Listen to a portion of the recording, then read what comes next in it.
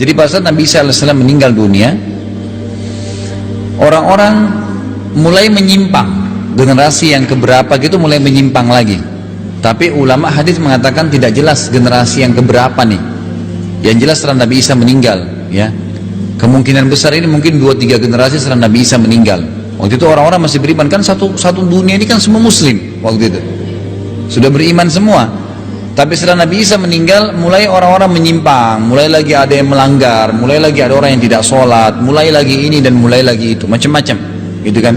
Mulai buat kerusakan-kerusakan. Nah, pada saat itu Allah Subhanahu wa taala mengeluarkan dabbah.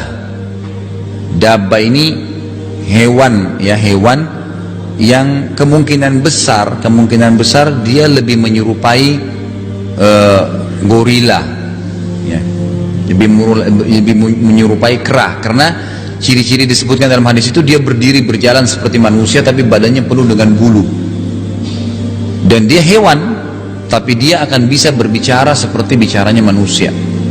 Dia akan keliling mengingatkan orang, jadi dia menjadi dai. Kamu salah, ini kafir, ini kufur, ini salah, diingatkan sama dia. Dan nanti dabbah ini membawa sebuah alat, tidak jelas apa itu, apakah itu besi, apakah itu. Kalau orang yang patuh kembali kepada Allah ya sudah, orang yang tidak patuh maka dicap sama dia, ya. Bagaimana caranya Allahu alam. Yang jelas ini berarti orang yang melanggar, itulah, orang yang melanggar, seperti itulah. Dan dia akan sampai, dabbah ini dalam beberapa athar disebutkan dia akan sampai ke apa namanya, dia akan sampai ke sekitar Ka'bah, ke sekitar Ka'bah, mengingatkan semua orang-orang yang melakukan pelanggaran-pelanggaran.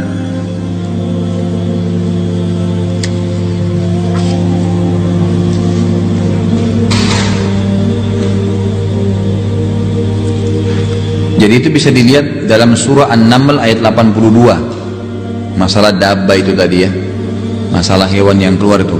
An-Naml ayat 82 itu ada, kalau tidak salah, kalau di buku yang kayak Ibu Imas pakai ini, yang saya pakai ini, yang baru, yang tebal ini, halaman 82,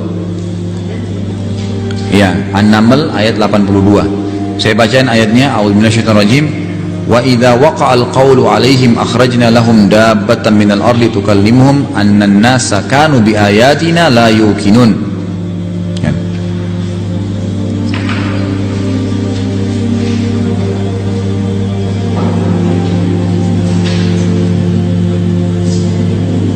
Ya.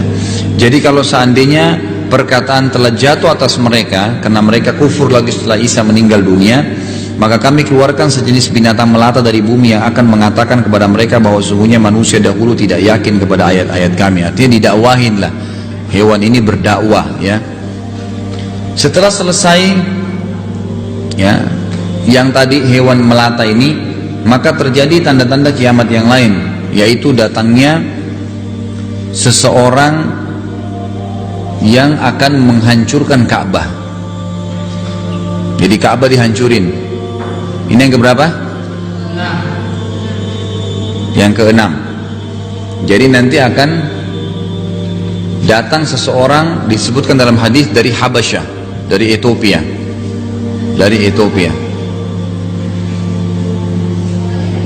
iya, diberikan julukan dalam hadis Dzu Suwaqatain.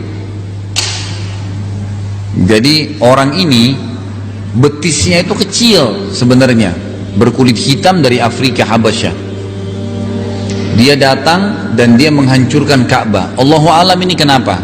Sebab yang saya temukan keterangan dari buku-buku dan dari dosen-dosen itu, kemungkinan besar pada saat itu Mekah setelah dabbah tadi itu tidak ada, kemudian datang lagi waktu, gitu kan, ada lagi waktu berjalan, kembali lagi orang kufur, lalai lagi, mulai berfoya-foya, gitu kan. Maka Allah Subhanahu wa taala, sampai orang-orang tidak peduli lagi dengan Ka'bah. Ka'bah bukan lagi dianggap sebagai tempat yang penting bagi mereka. Sampai orang ini datang menghancurkan Ka'bah. Ada beberapa asar yang menyebutkan kemungkinan orang ini dapat informasi di Ka'bah itu banyak emas, maka dia mau hancurkan. Kata Nabi, sungguh Allah perlihatkan kepada saya bagaimana dia menghancurkan Ka'bah batu demi batu, dihancurin sama dia. Itu terjadi. Kemudian termasuk ya tanda-tanda kiamat setelahnya yang ketujuh adalah terjadinya gerhana matahari ya di 3 tempat sekaligus.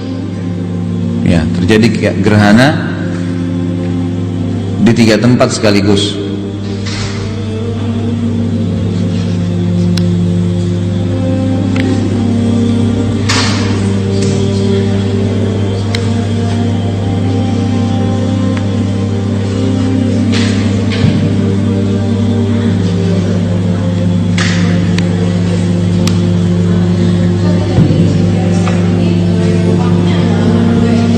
Kenapa? Iya, ada jedahnya, tapi dalam hadis tidak disebutin waktunya. Yang jelas pasti. Iya, jelas ada jeda waktu. Iya.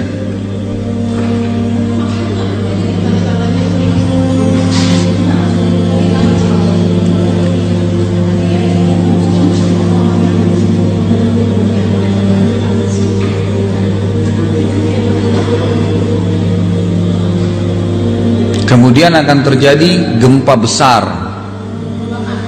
Ya, gempa besar ya.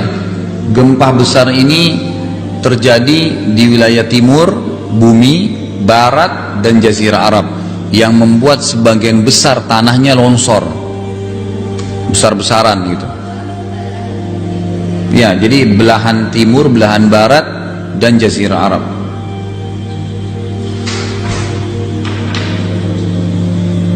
Kemudian setelahnya yang keberapa? Yang ke-9 itu keluarnya api dari wilayah Aden.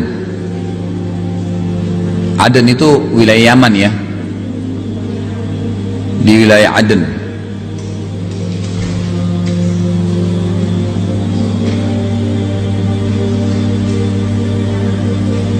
Wilayah Yaman. Kota Aden, sekarang ada kota Aden tuh. Nanti akan keluar api besar dari sana. Yang ke-10 itu matahari terbit ya dari sebelah barat dan terbenam di timur. Itu terakhir tuh.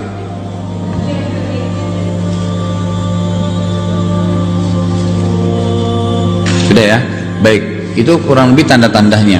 Sekarang saya lanjutin bacaannya. Dikatakan ia juga beriman bahwasanya hari kiamat ini didahului oleh tanda-tanda kiamat seperti munculnya Dajjal, Ya'juj Ma'juj, turunnya Nabi Isa dari langit, keluarnya binatang melata yang dapat berbicara, terbitnya matahari dari tempat terbenamnya sebelah barat dan tanda-tanda lainnya.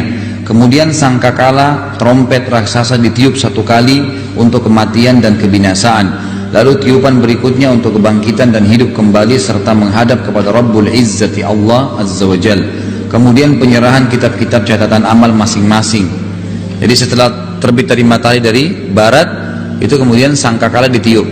Ya, juga ada sebenarnya ada sebuah hadis, tapi sebagian ulama memasukkan tanda-tanda kiamat, sebagian mengatakan itu terikut saja. Allah Subhanahu wa taala akan meniupkan angin ya pada saat itu ya, ditiupkan angin yang mencabut ruh. Pada saat matahari terbit dari barat tuh Allah akan tiupkan angin yang mencabut ruh semua orang yang beriman. Semua orang yang beriman dicabut ruhnya, mati dengan kena angin itu. Sehingga kata Nabi SAW, kiamat hanya terjadi pada orang-orang yang rusak saja. Jadi yang menyaksikan nanti tabrakan bintang-bintang apa segala itu, yang menyaksikan cuma orang-orang yang rusak saja. Orang beriman sudah habis pada saat itu, nggak ada lagi. Nggak ada lagi. Ada orang-orang beriman ada pada saat itu kan. Sebenarnya seluruh dunia sudah muslim waktu itu, ingat itu. Jadi tapi nanti akan banyak kelalaian-kelalaian lagi yang terjadi karena waktu itu sudah tidak ada nabi, sudah tidak ada orang, sudah seluruh dunia ini bagaimana ngontrolnya di sana, di sini, di sana, kan gitu. Mungkin generasi abahnya, ayah-ayahnya masih kuat, ibu-ibunya, tapi generasi yang kedua, anaknya, cucunya, kita nggak tahu ini generasi keberapa ceritanya nih. Karena tidak ada penyebutan tentang tahun, berapa tahun itu tidak ada penyebutan. Ini kemungkinan memang lama, mungkin ratusan tahun, Allah alam, kita nggak tahu. Jadi generasi yang keberapa gitu kan. Sebab kalau secara akal sehat pasti ini generasi jauh, nggak mungkin generasi yang masuk Islam sama Nabi Isa, nggak mungkin kan itu. Pasti yang datang setelahnya. kemudian beberapa waktu kena menyimpang, datang hewan tadi ngingatin, mungkin setelah itu manusia sadar, tapi berapa generasi lagi kembali lagi, begitu terus. Jadi nggak mungkin bersamaan gitu, nggak mungkin. Jadi keluarnya ini, turunnya Nabi Isa tadi mengingatkan orang gitu kan, kemudian mati Ya'juj Ma'juj mati, maka itu juga jadi peringatan bagi orang. Terus keluar hewan tadi sebenarnya mengingatkan orang kembali. Jadi itu setelah generasi berapa lama mati mungkin dabba ini, hidayah lagi, lalu kembali lagi manusia. Begitulah sifat manusia, memang begitu semua. Allahu a'lam. Kalau sampai itu nggak tahu. Bisa tahu, bisa enggak. Ya. Tapi yang jelas kita nggak sampai di situ. Yang jelas kalau lihat sekarang keadaan kita nggak sampai di situ.